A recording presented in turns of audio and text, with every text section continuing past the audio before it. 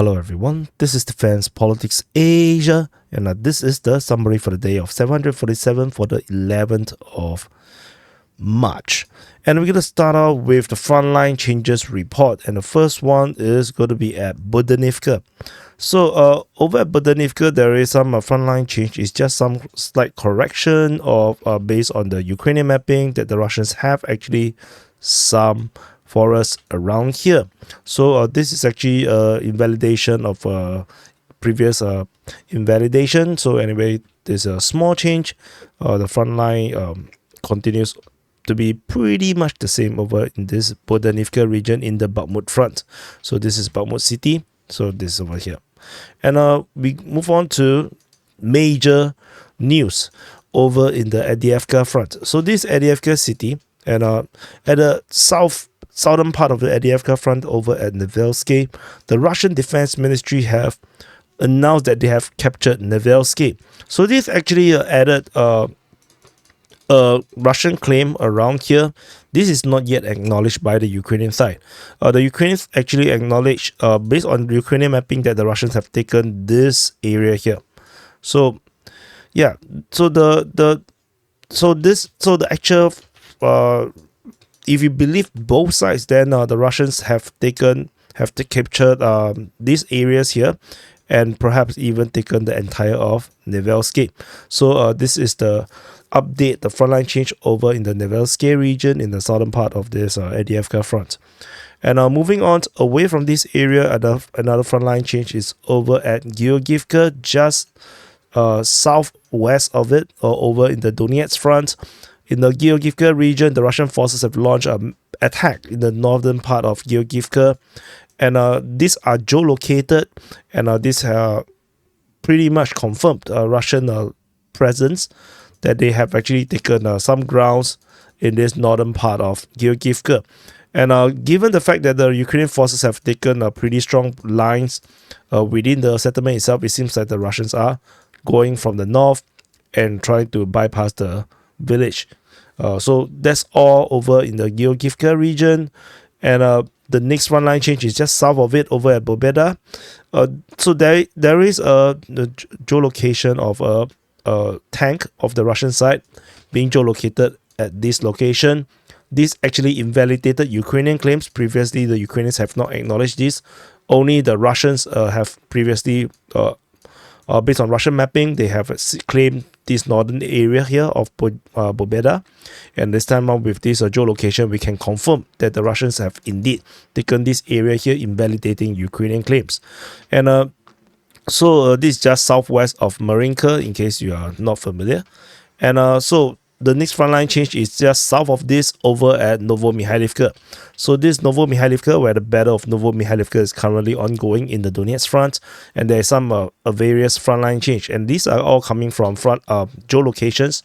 Over in the northeastern part of Novomykhailivka, with Russian forces geolocated in these two regions. This one particularly is just an assault. This is an attack by the Russian forces, so this one is just a poke over here. This is just a poke. But this one over here is actually an FPV drone attack by the Ukrainians against Russian forces in the forward positions around this building over here. So which means that the Russian forces have actually confirmed to be around here, and this also invalidated Ukrainian claims that this may still be under Ukrainian control. So this is now confirmed to be under Russian control. The Russians are pushing in the north of Novomykhailivka. Very similar situation with the Heorhiivka we just mentioned, with the Russian forces trying to go around the settlement from the north. So these are the frontline changes report. So we're going to go into the strategic and tactical reporting, and first thing first is the major news. The Ukrainians have launched the Belgorod offensive. So this is actually a very interesting offensive. So we just talk about the facts first. Russian Defense Ministry have announced that the Ukrainian forces have tried to attack into the Belgorod and Kherson region. So Ukrainian forces are attacking in multiple locations. So there is this over Tekino into the Kherson region, and then there is also other advances. Over here is this is at Spadoroshino, Velika Pesarivka, Obnorobivka, as well as Nekotivka. So the Ukrainian forces are attacking in multiple directions, all towards Belgorod direction. And so these are the attacks. And so given how this react, this seems to be the main diversion. This is the main attack. Whereas there is a push towards Belgorod, and then there's another trying to sneak in Ukrainian sabotage forces, commandos or special forces into the region in Kherson, while the Russians are reacting to this action over in this Kreminna region. So, but then this push towards Belgorod is, I believe, is the main intention. So the situation over here is interesting because Velika Pesarivka, this area here towards Kreminna is something that the Ukrainians have done before. The Ukrainians have actually attacked into this area before previously. So they are trying to test the Russian forces again, or maybe trying to dupe the Russian forces in this way. So they are pushing in this way, and then there's another attack around Pobjeda region, and another one coming over here from the south. And this seems to be the main attack. So far, this attack is all repelled at this moment, but the attack is still ongoing. Well, there is the main push from Kozacha Lopan moving up the highway. I believe this is actually the main push. This one goes straight all the way to Belgorod, and I believe this is actually the real intention. The most interesting thing I would say is that this is actually a plan that I told many of you guys, if you have been following DPA for some while. I have already said the best course of action for a Ukrainian counter-offensive or major offensive is towards Belgorod, is to capture Belgorod. And that was before the Ukrainians launched their infamous counter-offensive to hit the wall and got destroyed. Had they used all 12 brigades and go all towards Belgorod, all 12 brigades towards Belgorod, they could capture it. 100% they will capture it. But now, I feel that this comes a bit late. So, So, anyway, I'm going to talk more about this and maybe the conclusions and whatnot. So, by the way, this comes a bit late, and where they already lost so much of the aircraft, so much of the tanks, and the Russians have actually increased production in terms of armored artillery, and also they have air superiority. They have the fat bombs, the glide bombs. They have superior everything. That's the problem now. And so this, I'm not going to have a very bullish expectation for this Belgorod offensive. I think it's going to fail very badly because they have lost that window of opportunity. So, and the Russians have also conducted major multiple attacks through airstrikes and artillery strikes in multiple locations to attack any Ukrainian forces that they have detected in these few locations. So this one is very near to the Velika Pesarivka, where the Ukrainian forces launched an attack, and there's multiple ones further away, near Voschansk, near Velika Bulok, as well as another one just opposite Berezovka, and then, which means there could be another force over in this area here with a reserve force at the rear, and then maybe another diversionary in this area here. Because when the Ukrainians are attacked in this direction, I believe that when the Russian forces are not engaging in this one, the Ukrainian forces then launch another attack coming from the Voschansk region, and with a diversion coming into Berezovka, and then the reserve force can actually go towards Voschansk to support the offensive into Belgorod. I believe this is what we're seeing. And the ones over here in towards Kreminna, I think this is actually a major diversion. This is going to draw Russian attention into this area here, because the Ukrainians have already attacked this area once before. So I believe they are just trying to dupe the Russians into believing that the Ukrainians are so dumb to try to go into this area here again. So main objective is Belgorod. That's what I think. So I already talked too much, so this is going to be his own video, definitely. So but this is important because this is a very major operation. This is the start of a Belgorod offensive. Very interesting. And Tekhino is definitely just an attempt to use the chaos that's currently happening over towards the Belgorod region to sneak forces into the enemy's rear in the Kherson region. So very, very interesting operation by the Ukrainian armed forces. So anyway, that's all for the Belgorod Front. I'm going to start to call this the Belgorod Front until further notice. And we move on, since we are already here. Let's go into the Kharkiv Front. So at the Kharkiv Front, the situation over here went a lot more quieter. There is a geolocation of Russian helicopter strike against Khyslivka, but it confirms that our front line have not changed. Ukrainians have full control over Khyslivka, and the Ukrainian forces was reportedly attacking Sinkivka. So that's all from the Kupyansk Front. We move further south. So there's nothing over the SITREP Front. We move into the Kreminna Front. So this is Kreminna city. At the Kreminna Front, the Russian forces are attacking Cherny. So there's not much new information except that the Ryba have actually discovered the geolocations, and then they are getting excited about Russian taking more grounds over towards Cherny. So that's all for Kreminna. We move on further south over at the Siversk Front. At the Siversk Front, the Russian forces are still on the Siversk offensive, with fighting reported at Heorhiivka, Bohdanivka, towards Perny, as well as towards Bohdanivka. So there is geolocation of some counter-artillery action over at the Zaporizhzhia region. So basically, this is a strategic situation over at Siversk. We move on over to the Bakhmut Front. In the northern flank of the Bakhmut Front, the Russian forces are still in the battle of Nevelske. As I mentioned before, I don't think the Russians are keen to take Nevelske just yet. I don't think so. Not yet. Not the right time. And there is Ukrainian forces getting airstrike by the Russian forces northwest of Nevelske. Russian forces are now pushing east of Chasivia, as well as there's an attack being reported towards Heorhiivka. All these attacks are being reported by the Ukrainian Defense Ministry, so we will continue to monitor and see what is this going to turn out to be. So anyway, that's all from the northern front of the Bakhmut Front. In the southern flank, the southern flank remains the usual. Russian forces attacking Klishevka, Avdiivka, and Kubyansk. All these attack, but no frontline changes. So take these attacks reports to be very positional, very static. So that's all from the Bakhmut Front. We move into the Niu-York Front. At the Niu-York Front, in the northern flank of the Niu-York Front, the fighting continues over with the Russians attacking Mayos, Ukrainians attacking from Pivnishny, as well as an attack from Pivdeny. So this is a strategic situation.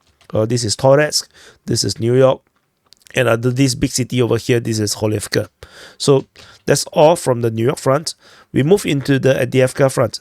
So at the Avdiivka Front, the Russian forces are getting held back very firmly by the Ukrainian forces over this Avdiivka Front, particularly over at Bedaichi, over at Heorhiivka and Tonenke. This situation, this reality is acknowledged by Ryba.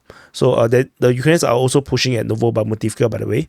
So the Russian forces are reportedly attacking at Heorhiivka, this is Bedaichi, Heorhiivka, and Tonenke. According to the Ukrainian Defense Ministry, the Russian forces also seems to be starting a new direction, hitting towards Keramik, as well as continuing their usual over at Pervomaiske and their success over at Nevelske. So Ryba actually acknowledged that the Russian forces are now unable to break the line. The Ukrainian forces have actually managed to create a more stable line of defense along these three villages, basically corroborating what I have told you a few days ago, or maybe a week ago, where so many people got triggered. This is the reality right now, So even the Ukrainians cannot believe they are holding these grounds, according to some Ukrainian commentators. So, but this is the reality. So, don't cope.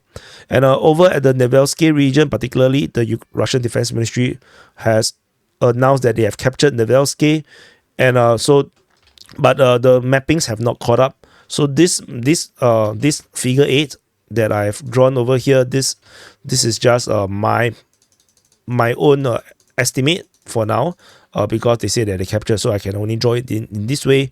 The only firm line that was confirmed by the Ukrainian mapping that the Russians have captured is this line. This is the line that the Russian forces have managed to capture more grounds area here.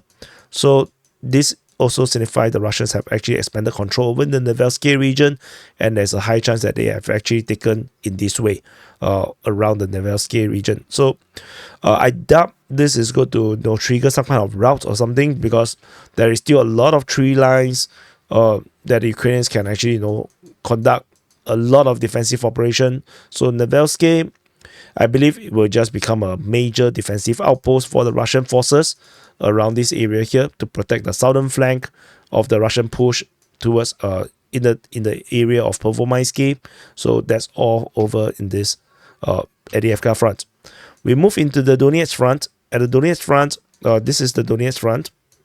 At the Donetsk front, the Russian forces continue to launch attack across the front line, with fighting reported at Krasnohorivka, Heorhiivka, Pobjeda, Novomykhailivka, towards Vodian, at Voleda, south of Voleda. Ukrainian forces counterattack at Shevchenko, Russians attacking at Staromayorsky. This push at Staromayorsky seems to be a little bit serious, with the Russian Defense Ministry mentioned about it. The Ukrainian Defense Ministry also mentioned about it. But I don't think this is still major assault, but it seems a bit serious that the Russians and the Ukrainians are both talking about it. And Ukrainians counterattack at Shevchenko. This is probably trying to recapture lost ground. And this push over in the Voleda region is very interesting, because according to Ryba, they say that based on their mapping, the Russians are attacking in the south of Voleda, so probably coming from the Mikhailivka region. And this attack towards Vodian continued to be reported, but we have no mappings to confirm where the fighting actually is happening. And over at the Novomykhailivka region, as per the Frontline Changes report, the Russian forces are attacking in the northeastern part of Novomykhailivka, and we can confirm that the Russian forces are having this industrial area here in the north. So this building over here, the Russian forces are geolocated in this area here, and with the Russian pushing over here, but then they were thwarted. The attack wasn't very successful, which means Ukrainians have this tree line for sure. Or at least this tree line. But I think this entire tree line is actually Ukrainians. So the Russians got smashed in this area here. So the Russians are definitely trying to push in this direction in the north, bypassing the more difficult line going through the settlement. So this is the Battle of Novomykhailivka currently unfolding. The push to cut off the Ukrainians in the western part seems to worked out.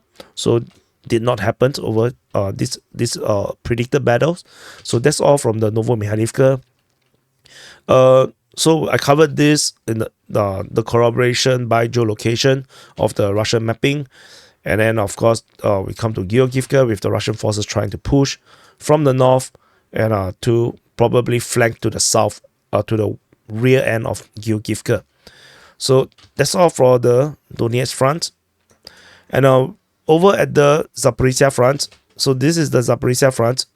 At the Zaporizhzhia Front, the Russian forces are attacking Zhevone in the Huaypole sector, northwest of Robove. In Robotine, Ukrainians are attacking at Robotine. Russians attack Lukhove as well as Kayamske. So this is a strategic situation in this area here. The main Ukrainian counterattack is over at Robotine. This is actually reported by the Russian Defense Ministry as well. They acknowledge the Ukrainian attack. So, but the entire offensive in this area here seems to be very bogged down. So that's all from the Zaporizhzhia Front.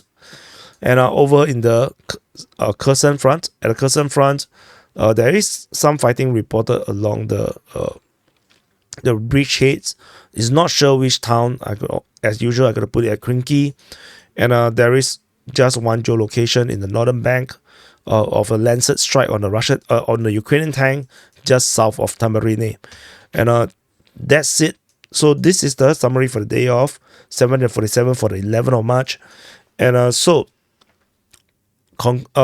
do press the like button, subscribe if you have not press the like button and subscribe.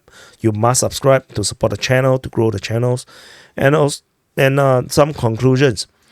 So the first thing first, of course, is the Belgorod offensive. As I mentioned in the SITREP, the window of opportunity to actually do a Belgorod offensive is actually over. The real time to do the Belgorod offensive, to capture Belgorod and bring the battle into Russia, was actually in the last year's counteroffensive. So the Ukrainians have wasted all the forces, the trained troops, the equipments, and the situation where the Russians were weaker because they did not have the fat bombs during those days. They haven't bought any ammunition from North Korea or Iran, and and they were still trying to ramp up production. So that was probably the best time for the Ukrainians to actually storm with 12 brigades into Belgorod, create a defensive line, and bring the battle and create some kind of a constitutional crisis or political crisis for Putin because they are unable to defend Russia. That would be the aim. But a lot of people say no, this will expand the war and whatnot. But see what they are doing now. They are still doing it anyway, but with much weaker force. The Ukrainian military is now a lot more drained, and logistical problems, manpower problems.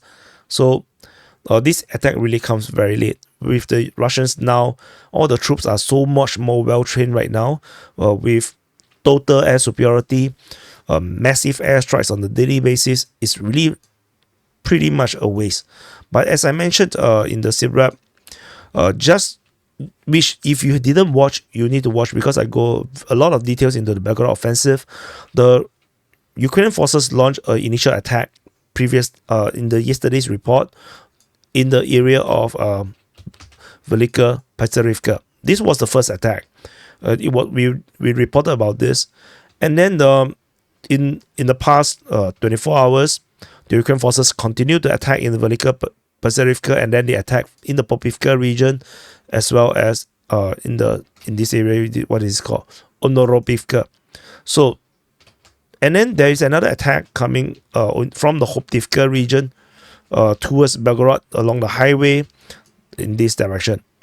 And as I mentioned, this area here, the Kreminna region, was actually the site of the previous Ukrainian incursion, and I believe that the Ukrainians are using these precedents as a massive diversionary attempt to draw Russian forces into believing that this is actually the main push, that the Ukrainians are actually very simple-minded, trying to do the same thing over again and hope for a different result. But I believe that this is just a diversion, with the main push actually going straight for Belgorod. And there is also corroborating information, because Ukrainian forces have been consistently getting hit in the Voschansk region, where the Ukrainians was maybe gathering some forces over here. There is also an airstrike reported in the rear position, and also in just south of Zaporizhzhia. So I believe that this should be a two-pronged attack coming through the highway from this direction and through another highway from the other direction in a pincer to capture Belgorod, or at least bring the battle to Belgorod. And then there's reserve forces that will support the attack, and then the diversion attack going in another direction. So this will actually cause the Russians to have to deal with multiple attacks in multiple directions. And so a lot of attention have to be diverted to, instead of trying to defend Belgorod. And if the Russians try to defend only the Belgorod region, the Ukrainians can break out from the side. So that could also work. And but anyway, I don't think the Ukrainians can break through right now. They are dealing with enemy that is way too more powerful than them. So, and this commando raid or special operations trying to infiltrate into the Kherson region has failed for now. So anyway, the fighting is still ongoing. This is a proper offensive. So according to Ryba, they said that the fighting is actually still ongoing. So we shall see how this progress. not sure if how long the Ukrainians can keep up this offensive until they are spent. So let's see. And other than that, the front line, in terms of the front lines, the next attention I would say I would bring you to is actually the Siversk offensive, with the Russian forces continue to be pushing at Belgorod, Bakhmut, Sprony, and Rozhdolivka. So I find this interesting. So we shall wait and see, to see whether this develops into anything. Over at Bakhmut, something interesting is happening also. We have the first report of Heorhiivka fighting for since 19th February. So not sure if this will develop or into something serious. The Ukrainian Defense Ministry also mentioned about the Russians attacking eastern part of Chasiv, so in the east of Chasiv. So the Ukrainians definitely are paying attention to this area here. The fact that they put it in their daily report shows that they are unable to hide the possibility, or maybe this attack is a bit more serious. So I don't expect the Russian forces to capture Ivanivske. I believe they will just hold the line until the situation favors them. For example, the Russian forces pushing south or attacking into Chasiv, forcing Ukrainian forces to need to pay attention back into the defense of Chasiv, then maybe the Russians can push. So yeah, but that's it for this area here. The fighting in New York, I don't think this matters a lot. In the Avdiivka Front, major news is the Russian capture of Nevelske. The Ukrainians have established a strong line right now, for now, over in this Bataichi, Olivka, Tonenke line. So the Russian forces currently are unable to break through. So this corroborates what I've mentioned, that the Russian offensive have kind of choked for now. And the Ukrainian forces are also trying to push back over in the Novomykhailivka region. But interestingly, other than the push in the flanks, the Russians are also pushing in the northern flank, with the first report of fighting towards Kreminna since December. So this is since 3 months ago. So we haven't seen the Russians pushing in this direction for a long time. So this, I find it interesting, with the Ukrainians focusing in the center, the Russians go into the flanks. So we shall see how this progress. Over at the Avdiivka Front, the battle is definitely getting interesting. Over in the Donetsk Front, particularly in the Marinka sector, the Russian forces are trying to push from the north of Heorhiivka, probably trying to avoid fighting in the urban region, because it's much more harder. They haven't been able to do anything about that. The same thing is happening over in the Novomykhailivka region, with the Russian forces also trying to capture the tree line to go to the rear. And if they are successful, then it will become a pincer and an envelopment and encirclement of Novomykhailivka. So let's see how that progresses. Otherwise, very interesting skirmishes around the rest of the Donetsk Front, towards Vodian, towards in the south of Pobjeda. Ukrainians attacking Shevchenko, Russians attacking Staromayoske. Yeah, I just find this very interesting. We will continue to monitor and watch this. And over at the Zaporizhzhia Front, what is significant is that the Russians attacking Shevone. This is actually interesting, and also Russians attacking Kayamske and Lukove. I'm not sure if this will develop into something big. Usually they don't, but we will wait and see. And the Robotine region has become a stalemate. So the Ukrainians are trying to attack Robotine. Russians are attacking it as well, pushing northwest of Verbove. So I don't think this is going to do much. I think this is pretty much a stalemate for now. And I don't really want to talk about Kherson because it's a boring subject. There's nothing really much happening there. So that's it. This is the conclusions. So do press the like button, subscribe, and thank you for watching. So this is the full SITREP for the day of 747 for the 11th of March. And I'll see you guys in the next update.